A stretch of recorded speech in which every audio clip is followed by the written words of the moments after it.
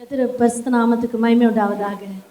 எல்லாம் சின்ன பிள்ளைகள் ஆகிறதுக்கு ரொம்ப ஆசையாக இருக்குது. இதை பார்த்த உடனே என்னோடய சைல்ட்ஹுட் ஞாபகம்லாம் வந்துருச்சு. நாங்கள் சண்டே கிளாஸில் குட்டியான ஸ்டோரிஸ், அதில் இருந்த ஒரு ஹாப்பினஸ் பெருசான உடனே கல்யாணம் முடிச்சோன்னே நிறைய கவலைகள் இல்லை, பிள்ளைகளை குறித்த கவலை, கணவனை குறித்த கவலை, அவங்களோட வளர்ச்சிகளை குறித்த கவலை, இது எல்லாமே ஆட்டோமேட்டிக்காக கல்யாணம் ஆனோன்னா என்ன வந்துடுது, நம்ம தலைமையில் வந்து உட்காந்து அந்த எல்லாருக்குள்ளே இருக்கிற அந்த சைல்டிஷ் போயிடுது இல்லை. அதை நான் நினைக்கிறேன், இந்த பிள்ளைகள்லாம் ஜாலியாக இருக்கிறத பார்க்கும்போது நம்மளுக்கும் ஒரு ஒரு ஒரு 40 இயர்ஸ்க்கு பேக் போய் அந்த மாதிரி ஒரு சூழ்நிலை நம்மளுக்கு கிடைச்சா ரொம்ப ரொம்ப நல்லா இருக்கும்னு நினைக்கிறேன். கர்த்தருடைய நாமம் மகிமைப்படுவதாக. நான் ஷார்ட்டாக சில ஆலோசனைகள் நான் டீச்சர்ஸ்க்கு சொல்ல தான் விரும்புகிறேன். டீச்சர்ஸோடு நான் பேசணும் அப்படின்னு நான் ஆண்டரோடு நான் பேசியிருக்கும்போது ஆண்டர் என்னோடு பேசின வார்த்தை நான் உங்களுக்கு பகிர்ந்து கொள்கிறேன். கர்த்தர் நல்லவர் என்பதை ருசித்து பாருங்கள். நான் யோசித்தேன், ஆண்டவரே இன்னும் உறுதிப்பாடு வரலையே இந்த வார்த்தை, எனக்கு எப்படி இது நான் கொண்டு போக போகிறேன் அப்படின்னு சொல்லி யோசிக்கும்போது நம்மளுடைய ஜெனி வந்து ருசித்து பாருங்கள், கர்த்தர் நல்லவர் சொன்னால் அப்போ ஆண்டவர் அதை உறுதிப்படுத்திட்டாரு. நம்ம என்ன பேச போகிறோன்றத ஆண்டவர் உறுதிப்பட ஆவியானவரே நீர் இந்த வார்த்தைகளை இந்த பிள்ளைகளுக்கு பிரோஜனம் உள்ளதாய் மாற்றித்தாங்க. சரி, இந்த வசனத்தை நம்ம வாசித்து நம்ம கடந்து போவோம். கர்த்தர் நல்லவர் என்பதை ருசித்து பாருங்கள். நம்மளோட வாழ்க்கையில் நல்லவர் அப்படின்னு சொன்னால் எப்படி டேஸ்ட் பண்ண முடியும்? நம்ம எல்லாரும் சொல்லுவோம், எனக்கு நல்ல குடும்பம் கிடச்சிருக்கு, அவர் நல்லவர். எனக்கு நல்ல பிள்ளைகளை கொடுத்துருக்காங்க, அதனால கர்த்தர் நல்லவர். என் பிள்ளைகள் நல்ல ஸ்டேஜில் வளர்ந்து நல்ல படித்து இல்லை காலேஜ் வரைக்கும் போயிருக்காங்க, கர்த்தர் நம்ம நல்லவராக இருக்கா. என் கணவருக்கு நல்ல உயர்வையை தந்திருக்கிறாங்க, அதனால கர்த்தர் நல்லவராக இருக்கிறார் அப்படின்னு சொல்லி நம்ம என்ன பண்ணுறோம், அவர் நல்லவர். ஏன்னா நம்ம டேஸ்ட் பண்ணியிருக்கோம் நம்மளோட வாழ்க்கையில் எப்படிலாம் நல்லவர் என்பதை. ஆனால் வேறொரு வசனத்தை நான் வாசிக்கும் போது கர்த்தர் எனக்கு அதோட பேசினார். எவ்வளோ தடவை நான் பைபிள் வாசிச்சிருக்கேன், அந்த வசனம் எனக்குள்ள டச் ஆகலை. ஆனால் ஆண்டவரே இவர்களுக்கு நான் என்ன கொடுக்கணும், ஆண்டவரே ஆவிக்குரிய மன்னாவை நான் எப்படி தரணும் அப்படின்னு சொல்லும் போது ஆண்டவர் இந்த வசனத்தை என் கண்களுக்கு முன்பாக வைத்தார். வாசிக்கலாமா?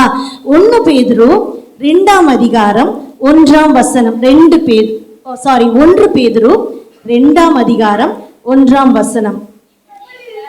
இப்படி இருக்க கர்த்தர் தயவுள்ளவர் என்பதை போது ஆண்டி நீங்கள் ருசித்ததுண்டானால். கர்த்தர் நல்லவர் என்பதை ருசித்து பாருங்கள். நிறைய இடங்கள்ல நம்ம என்ன பண்ணியிருக்கோம், கேட்டிருக்கோம். ஆனா அவர் தயவுள்ளவர் என்பதை நீங்க டேஸ்ட் பண்ணியிருக்கீங்களா? எப்படி தயவுள்ளவர் என்பதை நீங்க டேஸ்ட் பண்ண முடியும்? நம்ம சொல்லுங்களேன், நீங்க ரொம்ப என்ன எல்லாம் ரொம்ப ஸ்ட்ரிக்டா உட்கார்ந்துருக்க மாதிரி இருக்கு. தயவுள்ளவர் என்பதை யாராவது சொல்லுங்களேன், எனக்கு இந்த வாழ்க்கையில இப்படி தயவா இருந்தாருன்னு சொல்ல முடியுமா? யாருமே சொல்லலையா? கர்த்தர் வாழ்க்கையா தயவு இல்லையா? கர்த்தரை நாம மகிமைப்படட்டும். தூங்கி எந்திரிக்கிறதே கர்த்தருடைய தயவு தான். வேற வெரி குட் சங்கி, சூப்பர். வேற யார என்ன உற்சாகப்படுத்துமா ஒன்று சொல்லுங்களேன். உங்களுக்கு தயவு உள்ளவர்களா இல்லையா? ஆண்டவர் நிறைய விஷயத்துல தயவு உள்ளவர்களா இருக்கிறார். நம்ம உலக பிரமாண காரியங்களை பார்க்கும்போது ஜீவனோடு இருப்பது கர்த்தருடைய தயவு தான். என்ன, கர்த்தர் நம்மளை நித்தமும் நடத்தி மகா வறட்சியான காலங்களில் உன் ஆத்துமாவை திருப்தி ஆக்கி எலும்பு முறியாதபடி உன் எலும்புகளை நினமுள்ளதாக்கி உன்னை நீர்ப்பாய்ச்சலான தோற்றத்தை போலவும் வற்றாத நீரூற்ற போலவும் இருப்பேன்னு சொல்லி நம்மளை ஆசீர்வச்சார். இதெல்லாம் ஒரு தயவு தான். இந்த உலக பிரமாண ஆசீர்வாதம் எல்லாம் நம்ம விசுவாசத்தின் தகப்பனாகிய ஆபிரகாம் மூலமா நம்மளுக்கு என்ன வந்துருச்சு. ஆனா புதிய ஏற்பாட்டு காலங்கள்ல இந்த தயவு குறித்து ஆண்டு அழகா சொல்றாரு. கர்த்தர் தயவுள்ளவர் என்பதை நீங்கள் ருசித்ததுண்டானால். இந்த ருசிப்பு எப்படி வருது அப்படின்னா, தயவு அப்படின்னா வாசிங்க 1 பேதுரு 2ஆம் அதிகாரம் 9ஆம் வசனம். நீங்களோ அந்தகாரத்திலிருந்து நம்மை ஆச்சரியமான ஒளியினிடத்திற்கு வரவழைத்தவருடைய புண்ணியங்களை அறிவிக்கும் படிக்கு தெரிந்து கொள்ளப்பட்ட சந்ததியார். பாருங்க, இந்த வசனம் அந்தகாரத்தில் இருந்து, உலகத்தில் இருக்கிற இருள இருந்து உங்களையும் என்னையும் அவர் மீட்டு கொண்டதுதான் தயவு. அல்லேலூயா சொல்லுவோமா? அல்லேலூயா சொல்லுவோமா? உலகத்துல அத்தனை பேர் இருக்கிறாங்க, கோடிக்கணக்கான ஜனங்கள் இருக்கிறாங்க, அவங்க எல்லாம் தெரிந்து கொள்ளப்படல. உங்களையும் என்னையும் இந்த தொழுவத்துக்குள்ள அந்தகாரத்திலிருந்து நம்மளை கொண்டு வந்து வச்சிருக்கிறாங்க. எதுக்கு தெரியுமா? சுவிசேஷத்தை அறிவிக்கும்படியாய். பாருங்க, அடுத்த வசன பாசறைய பார்த்தீங்கன்னா, அந்த இதுலயே ஆச்சரியமான ஒளி. ஆச்சரியமான ஒளி எப்படின்னா, இயேசு கிறிஸ்துவானது அந்த ஒளி. அந்த ஒளிக்குள்ள நம்ம என்ன பண்றாரு? வரைவளைத்து அவரை பற்றி புண்ணியங்கள், அவரை குறித்த காரியங்கள், அவர் செய்த நன்மைகள், என் வாழ்க்கையில செய்த எண்ணிலடங்காத நன்மைகளை, அவர் புண்ணியங்களை அறிவிக்கும்படியாய் உங்களையும் என்னையும் தெரிந்து கொண்டார். ஊழியக்கார பிள்ளைகள் கண்டிப்பா இதை யோசிக்கணும். வெளியேற பெற்ற தயவை ஆண்டவர் உங்களுக்கு கொடுத்திருக்காருமா. நீங்க செய்த ஊழியம் லேசுப்பட்ட ஊழியம் கிடையாது. சில்ட்ரன்ஸ் மினிஸ்ட்ரி ரொம்ப முக்கியமான மினிஸ்ட்ரி. பெரியவங்களை காட்டிலும் சின்ன பிள்ளைகளுக்கு நீங்க நடத்துற காரியம் எப்பேற்பட்ட தெரியுமா? இந்த கிரீடம் உங்களுக்கு கடைசியில கொடுக்கப்படும். கர்த்தர் நாள்ல நீங்க சந்திக்கும் போது இதற்கு வேண்டிய கிரெடிட்ஸ் யார்கிட்ட இருந்து வரப்போகுது தெரியுமா? ஆண்டவரிடத்துல இருந்து வரப்போகுது. இப்போ உங்களை ரட்சித்து ஆண்டவர் அழைத்து சுவிசேஷ ஊழியமாகி இந்த சிறு பிள்ளைகள் ஊழியங்களை செய்யும்படியாய் உங்களை என்ன பண்ணியிருக்காரு? வைத்திருக்கிறார். ஓகேயா? அப்ப நம்மேல் வைத்த தயவு ஒரு பெரிய ரட்சிப்பு. அந்த தயவு எப்படி வருது? ஒரு ஊழியம் செய்யும்படியாய், சுவிசேஷத்தை அறிவிக்கும்படியாய் இந்த சிறு பிள்ளைகளை உங்களுக்கு ஒப்பு கொடுத்திருக்கிறார். ரெண்டாவது காரியம் நம்ம வாசிக்கலாமா? ரெண்டாவது அதே வசனத்துல ராஜரீக ஆசாரிய கூட்டமாய், அல்ல பாருங்க, ராஜரீகமான ஆசாரிய கூட்டமா. முதல்ல சுவிசேஷத்தை அறிவிக்கும்படியாய் உங்களை அழைத்த தெய்வம் இப்போ ப்ரொமோஷன் கொடுக்கிறார்.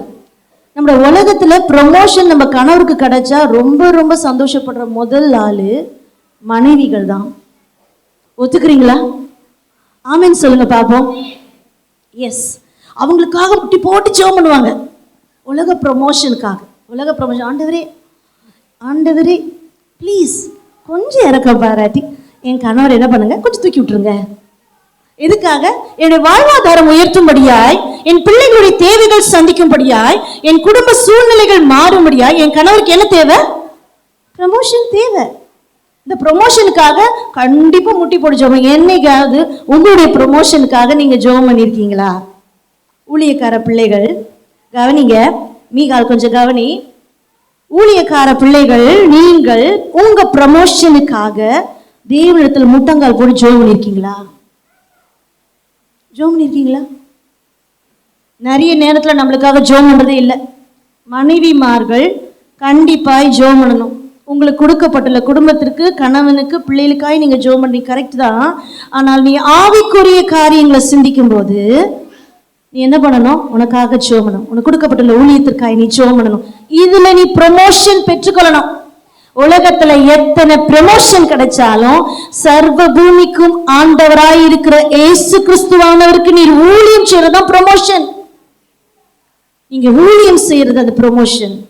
இந்த ப்ரமோஷன் எங்க கொண்டு போறா தெரியுமா? நீ சுவிசேஷ ஊழியத்தை பூரணமாய் இந்த சிறு பிள்ளைகள் மத்தியில நீ விதைக்கிற வித, அது நெக்ஸ்ட் ப்ரமோஷன் எங்க போகுதுன்னா, உன்னை ஆசாரியராய் அழைக்கிறார்.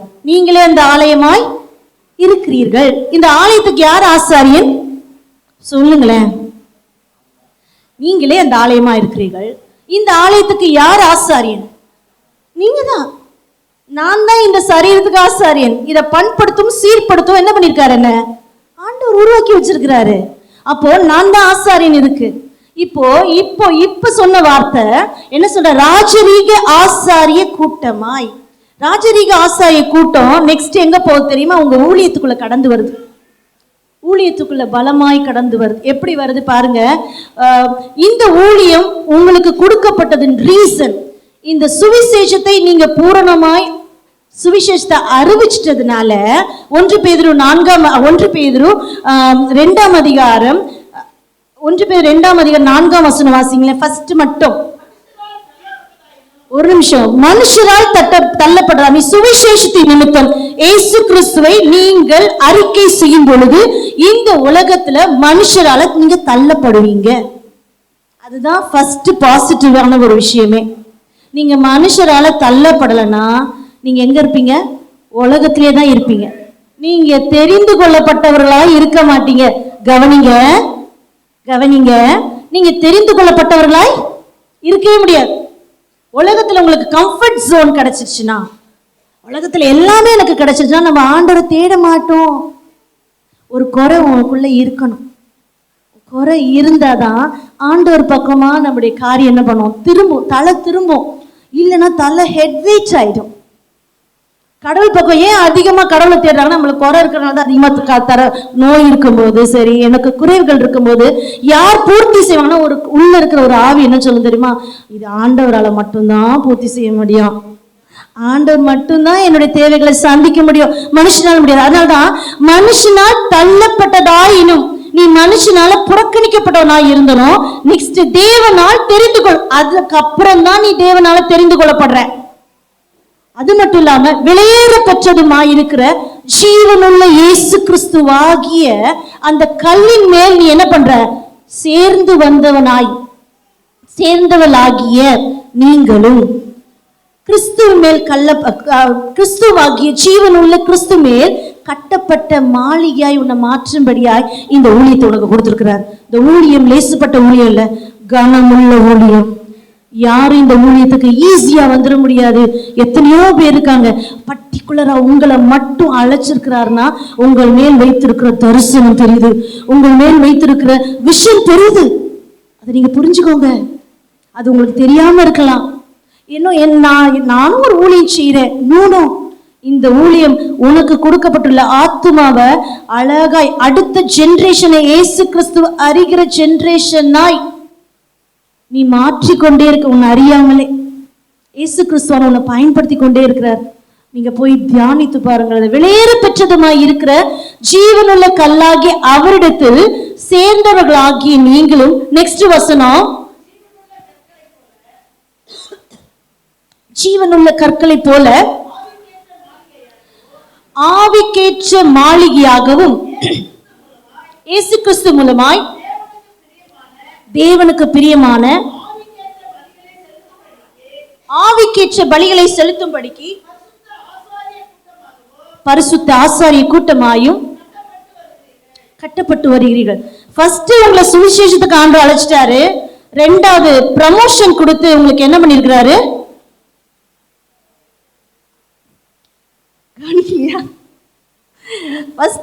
சுவிசேஷத்துக்கு உங்களை அழைச்சிட்டாரு. செகண்ட் என்ன பண்ணாங்க, உன்னை ஆசாரியனாய் மாற்றி இருக்கிறாரு. எதுக்கு தெரியுமா, இந்த குட்டி பிள்ளைகள் எல்லாம் நீங்க ட்ரெயின் பண்ணிருக்கீங்கல்ல, இந்த குட்டி பிள்ளைகளை எப்படி ஆராதிக்கும்படியா, எப்படி வசனத்தை சொல்லணும், இயேசு கிறிஸ்துவான உண்மையுள்ள தெய்வம் அப்படின்றத நீங்க பிள்ளைகளோட இருதயத்துல விதைச்ச உடனே இந்த விதை எப்படின்னா ஒவ்வொன்றும் ஒவ்வொரு கல்லா நிக்குது. இந்த கல்லை நீங்க மாளிகையாய் மாற்றணும். இந்த கல்லை எப்படி மாற்றணும், மாளிகையாய் மாற்றி அதை கிறிஸ்துவாகிய ஜீவனுள்ள கல்லு மேல பிக்ஸ் பண்ணணும். சிம்பிளா சொன்னா நீங்க கட்டடம் கட்ட போறீங்க. சின்ன பிள்ளையில நான் பாடிக்கேன், கட்டடம் கட்டிடும் சிற்பிகள் நாம் கட்டிடுவோம் கீறு சிசுவுக்காய். குட்டி பிள்ளையா இருக்கும்போது நான் பாடின பாட்டு. கட்டடம் கட்டுற நீ யாரு, மேஸ்திரிகள். நீங்க யார் மேல கட்ட போறீங்க தெரியுமா, கிறிஸ்துவ மேல கட்ட போறீங்க. இந்த குட்டி குட்டி கல்லெல்லாம் ஷேப் ஆக்கி இயேசுவுக்கு உகந்த பாத்திரமாய் மாற்றி சேனைகளாய், தேவனுடைய சேனைகளாய், வாலிப சேனைகளாய் இந்த பிள்ளைகளை நீங்க இந்த சபைக்குள்ள பிக்ஸ் பண்ணி ஜீவனுள்ள கல்லாகிய கிறிஸ்து மேல கட்டப்பட்டு அது என்னவா இருக்கு தெரியுமா, ஆவிக்கேற்ற மாளிகையாகவும். அந்த மாளிகைக்குள்ள இந்த பிள்ளைகள் என்னென்ன ஜாப் செய்ய போறாங்க தெரியுமா, அவங்க என்ன பண்ண போறாங்க, துதிக்க போறாங்க, வேத வசனத்தை வாசிக்க போறாங்க. நிலையான ஆவி, கர்த்தருடைய ஆவி இந்த பிள்ளைகள் மேல இருக்க போகுது. எவ்வளவு பெரிய ஜாப் உங்களுடையது, பியூட்டிஃபுல் ஜாப். நீங்கள்லாம் பிளஸ்டட். இந்த பிள்ளைகள் நிறைய, இந்த ஊழியங்கள் நிறைய பேருக்கு கிடைக்கல. அதனால நீங்க ஃபர்ஸ்ட் நம்ம சுவிசேஷங்களை மாற்றிருக்காங்க, ரெண்டாவது நம்மள ஆசாரிய கூட்டமாய் நம்மளை மாற்றிருக்காங்க. இந்த மாளிகைக்குள்ள நீ சுதந்திரித்துக் கொள்ளணும்னா நீயும் உன்னுடைய குடும்பமும் நீ ஏற்படுத்தின இந்த சுவிசேஷ ஊழியமாகி இந்த பிள்ளைகளும் இந்த மாளிகைக்குள்ள நிலைச்சிருக்கணும். டீச்சர்ஸ் நீங்க முதல்ல என்ன பண்ணணும் தெரியுமா, பரிசுத்த ஜாதியாகவும் சொந்த ஜனமாகவும் நீங்க ஆண்டுக்கு மாறணும். அதை வாசிங்க, 1 பேதுரு 2 அதிகாரம் 9 வசனம். நீங்களும் உங்களை அந்தகாரத்தில் நின்று ஆச்சரியமான ஒளியினிடத்திற்கு வரவழைத்தருடைய புண்ணியங்களை கடைசி வசனம், பரிசுத்த ஜாதியாயும் அவருடைய சொந்த ஜனமாயும் இருக்கிறீர்கள். இந்த பரிசுத்த ஜாதியும் சொந்த ஜனமாவும் மாறணும்னா மாம்ச இச்சை ஆகிய இந்த காரியங்களை நீ விட்டு ஒழியணும். அது எதுக்கு அப்படி சொன்னா, மாம்ச இச்சை என்னன்னா, இந்த ஊழியத்துல உங்களுக்கு முன்னாடியும் பின்னாடியும் உருவாக்க போற பிள்ளைகளை நீங்க இடர்கள் உண்டாக்க கூடாது. மாம்சத்துல கோபம் இருக்கும், எரிச்சல் இருக்கும், மற்றவங்க மேல பொறாமை வந்துடும். ஒருத்தர் உயர்வு பட்டால் இன்னொருத்தருக்கு என்ன வரும்? பொறாமை வரும். என் பிள்ளைகளை முன்கொண்டு வைக்கணும் அப்படின்ற சொல்ற சுயநலம் வரும். இதெல்லாம் இந்த ஊழியத்தை விட்டு நீக்கணும். நீங்க எல்லாத்தையும் எடுத்துட்டு போகணும். ப்ரமோஷன் யார் கொடுக்கிறார் தெரியுமா? ஆண்டவர் தான் ஒருவனை கொண்டு வந்து இந்த இடத்துல நிறுத்தணும். தாய் மூலமாகவோ தகப்பன் மூலமாகவோ இந்த ப்ரமோஷன் கிடைக்காது. இயேசுவானவர் அவர் நினைச்சு உன் பிள்ளைய, பின்னாடி இருக்கிற பிள்ளைய கொண்டு வந்து முன்னாடி நிறுத்தணும். அது வரைக்கும் நீ முட்டங்கால் தான் போடணும். அதான் உன்னோட பிரயாசம். அதுதான் உன்னுடைய பிரயாசமா இருக்கணும். இல்லையா நீயா புஷ் பண்ணாத உன் பிள்ளைய நீ ஃப்ரண்ட்ல கொண்டு வரணும் நீ நினைக்காத. இது கூட மாம்சீக இச்சையில இருந்து நீ விடுபடவரா இருக்கணும். 1 பேதுரு 2ஆம் அதிகாரம் 11ஆம் வசனத்துல சொல்லுது, மாம்ச இச்சைகளை விட்டு விலகணும். அதே போல 1 பேதுரு 2ஆம் அதிகாரம் 17ஆம் வசனத்தை சொல்லுது, எல்லாரையும் ஃபர்ஸ்ட் கனம் பண்ணணும். நீங்க இந்த சிறுவர் ஊழியம் செய்யற நீங்க எல்லாரும் விட சின்னவங்க. அந்த குட்டிங்களை விட நம்ம சின்னவங்க. அப்ப குட்டிங்களை விட சின்னவங்க நம்மளுக்கு என்ன இருக்காது? ஈகோ இருக்காது. அவங்கள பார்த்து நான் தோத்திரம் பண்ண மாட்டேன், இவங்கள பார்த்து தோத்திரம் பண்ண மாட்டேன் அப்படி சொல்ல முடியாது. நாங்கள் எல்லாருக்கிட்டையும் போய் என்ன பண்ணுவோம்? ஜாலியா இருப்போம். அது குழந்தைங்கள மாதிரி பண்ணோம். ஆண்டு சொல்றாருல, நீங்க குழந்தைகளை போல் ஆகாவிட்டால் பரலோக ராஜ்யத்துல பிரவேசிக்கவே முடியாது. அதனால ஃபர்ஸ்ட் என்ன சொல்றாரு? நீங்க எல்லாவற்றிலும் எல்லாரையும் நீங்க கனம் பண்ணுங்க, யாரையும் கனவீனம் பண்ணாதீங்க. ஒரு ஊழியக்காரன் உதாசீனப்படுத்துகிறவனா இருக்க கூடாது. நீ உதாசீனப்படுத்தினால் ஆண்டவனை உதாசீனப்படுத்துவார். இன்னைக்கு காலையில வாசல்ல அவனை நிராகரித்தேன், அவனை தள்ளிட்டுன்றார். ஆண்டவர் தள்ளிட்டார்னா பெரிய காரியம், அது ரொம்ப வலி உண்டாக்கும். 2வது, சகோதர ஸ்நேகம் உன்னிடத்துல அதிகமா இருக்கணும். நீ கட்டப்பட்ட மாளிகைக்குள்ள இருக்கணும்னா உனக்குள்ள சகோதரனத்துல அன்புள்ளவனா இருக்கணும். 1 கொரிந்தியர் 13ஆம் அதிகாரம் முழுவதும் நீங்க படிச்சு பார்த்தா அன்பு நிறைய விஷயம் இருக்கு. அன்பு பொறாமை கொள்ளாது, அன்பு சினம் கொள்ளாது, அன்பு எல்லாவற்றையும் தாங்கும், எல்லாவற்றையும் சகிக்கும், அன்பு எல்லாமே செய்யும். இல்லையா? அப்போ அன்புள்ளவர்களா நீங்க இருக்கணும். 3வது, அதாவது 4வது, தேவனுக்கு பயந்து இருக்கணும். நீ நடந்தாலும் உட்கார்ந்தாலும் படுத்தாலும் பார்த்தாலும் கர்த்தருக்கு பிரியமா. யோபு போல என் பிள்ளைகள் தவறு செஞ்சிருவாங்களோ பலி செலுத்திக்கிட்டே இருந்தாங்க. நீ பலி செலுத்தி கொண்டே இருக்கணும். ஊழியத்தை நீ நிறைவேற்றணும்னா, உங்களை ஆண்டவர் பயன்படுத்தணும்னா நீ ஆண்டவருக்கு பயந்து பலி செலுத்தினா இருக்கணும். அதே போல ராஜாவாகிய இயேசு கிறிஸ்துவானவரை எந்நேரமும் எல்லா காலங்களும் நீ கனப்படுத்துகிறவனாய் இருக்கணும். இப்படிலாம் இருந்தாதான் அந்த மாளிகைக்குள்ள என்ன பண்ண முடியும்? பிரவேசிக்க முடியும். இந்த மாளிகைக்குள்ள நீ பிரவேசிட்டீங்களான்னு வச்சுக்கோங்களேன், சாட்சி யார்கிட்ட கொடுக்கணும் தெரியுமா? அழகான சாட்சி யார் கொடுப்பாங்கன்னா, வசனம் வாசிக்கிறேன். 1 பேதுரு 2ஆம் அதிகாரம்